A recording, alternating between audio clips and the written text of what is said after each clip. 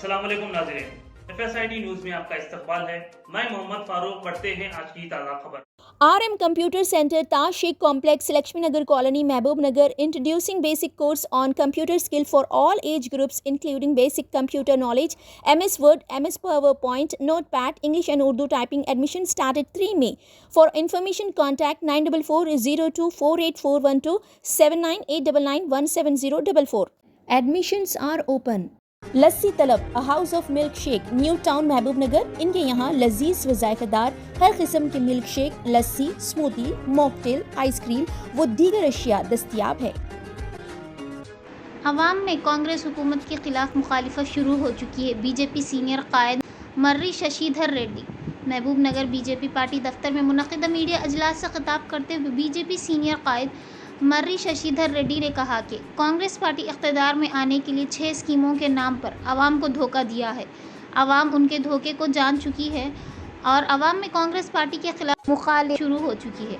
रियासत कर्नाटक में भी इसी तरह झूठे वादे करके इक़्तिदार में आई है। वहाँ की आवाम उनकी हकीकत जान चुकी है।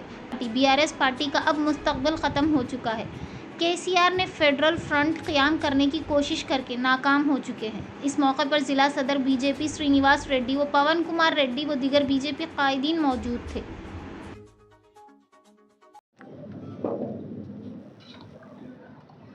బహుశా మన దేశ చరిత్రలో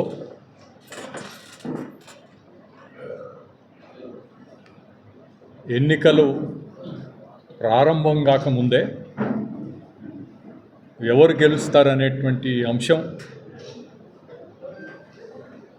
దీని పట్ల ప్రజలకు పూర్తి అవగాహనతో ముందుకొస్తున్నారు. ఎవరిని కదిపించినా రేపు జరగబోయేటువంటి లోక్సభ ఎన్నికల తర్వాత మూడోసారి నరేంద్ర మోడీ గారు ప్రధానమంత్రి అవుతారనేటువంటి విషయం ఎవరు కూడా కాదని లేనటువంటి పరిస్థితిలో ఉన్నారు. పట్టణ ప్రాంతాల్లో కానీ గ్రామీణ ప్రాంతాల్లో కానీ చిన్నవారి దగ్గర నుంచి పండు ముసలివారి వరకు ఎవరికి ఓటేస్తారంటే మోడీ అనేటువంటి వారి మాట ప్రతి ఒక్కరి నోట వస్తుంది. ఇది ఇక్కడే కాకుండా దేశమంతా కూడా ఈ విధంగా ఉన్నటువంటి నేపథ్యంలో కాంగ్రెస్ పార్టీ ఇటీవల ఎన్నికల్లో ఇచ్చినటువంటి 6 గ్యారంటీల విషయానికి వస్తే కొంత బీజేపీ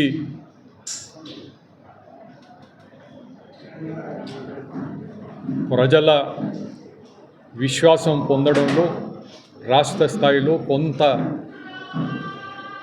గ్యాప్ రావడం వలన బీఆర్ఎస్ను గద్దెదింపేయాలనేటువంటి ఆలోచనతో ఉన్నటువంటి ప్రజలు ఈ 6 గ్యారంటీలు పట్ల కొంత ఆకర్షితులైనారనేటువంటి అంశాన్ని మనం ఆ విధంగా చెప్పుకోవచ్చు.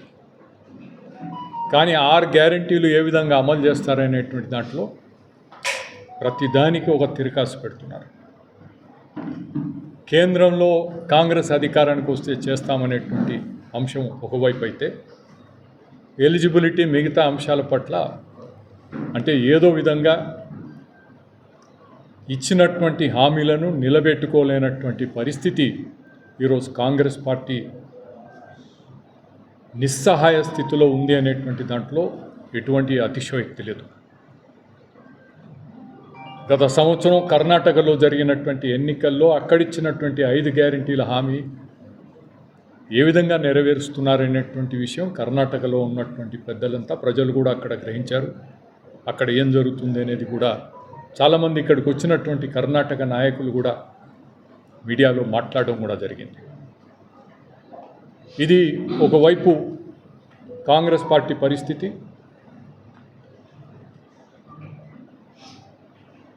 ఇంత తక్కువ సమయంలో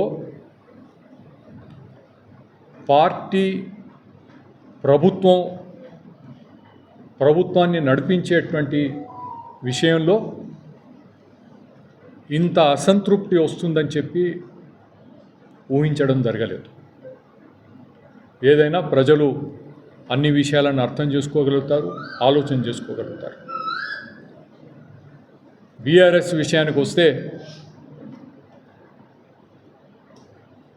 బీఆర్ఎస్ భవిష్యత్తు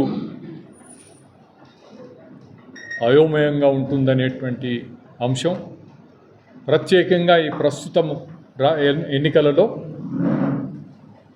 రెండు జాతీయ పార్టీలు పోటీ చేస్తుండేటువంటి నేపథ్యంలో బీఆర్ఎస్ పాత్ర ఏమిటి అనేది, మాకు 12 సీట్లు ఇస్తే మేము డిసైడింగ్ ఫ్యాక్టర్ అవుతామని చెప్పి ఈరోజు బీఆర్ఎస్ నాయకులు కేసీఆర్ గారు చెబుతున్నారు.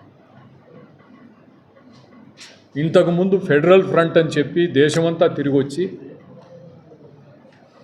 తుస్సుమన్నటువంటి పరిస్థితి ప్రజలు గమనించారు. తెలంగాణ రాష్ట్ర సమితి పోయి భారత రాష్ట్ర సమితి అయింది. ఇతర రాష్ట్రాల్లో ఆఫీసులు ఓపెన్ చేయడం, మూతపడడం ఇవన్నీ కూడా జరిగిపోయినాయి. బీఆర్ఎస్ పైన ప్రజలకు విశ్వాసం, ఇక్కడ దే ఆర్ ఇర్రెలవెంట్. ఏదున్నా కాంగ్రెస్, బీజేపీ. కాంగ్రెస్ నాయకత్వం పరిస్థితి ఎంత అయోమయంగా ఉందంటే,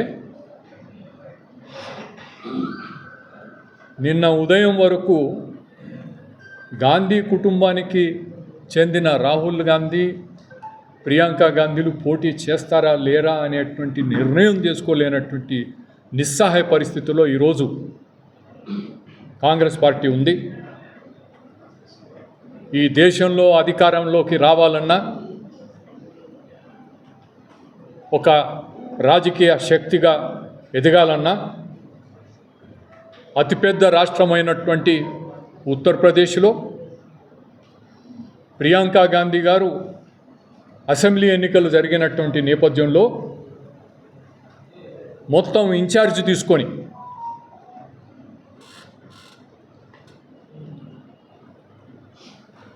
(403 సీట్లు ఉండేటువంటి ఉత్తరప్రదేశ్లో కాంగ్రెస్ పార్టీకి కేవలం 2 సీట్లు దక్కడం, అది ప్రియాంక గాంధీ గారి నాయకత్వ పటిమ, ప్రజల కాంగ్రెస్ పార్టీ పైన, గాంధీ కుటుంబం పైన ఉన్నటువంటి విశ్వాసం ఎంత సన్నగిల్లిందే అని చెప్పడానికి ఇంతకన్నా వేరే మనకు ఉదాహరణలు అవసరం లేదు. కాంగ్రెస్ వాయనాడులో అక్కడ ఓడిపోతారని ఇప్పుడు ఇక్కడ నామినేషన్ వేసి ప్రజల్ని మోసం చేసేటువంటి విధంగా రాహుల్ గాంధీ గారు చేసినటువంటిది అక్కడ ఉండే రాయబరేలీ ప్రజలు అది తెలుసుకుంటారు. ఇటువంటి కాంగ్రెస్ పార్టీ ప్రజలకు. अगर आप हमारा ये वीडियो YouTube पर देख रहे हैं तो सब्सक्राइब करना ना भूलें और बेल आइकन दबाएं। और अगर आप हमारा ये वीडियो Facebook पर देख रहे हैं तो पेज को लाइक करें और फॉलो करें।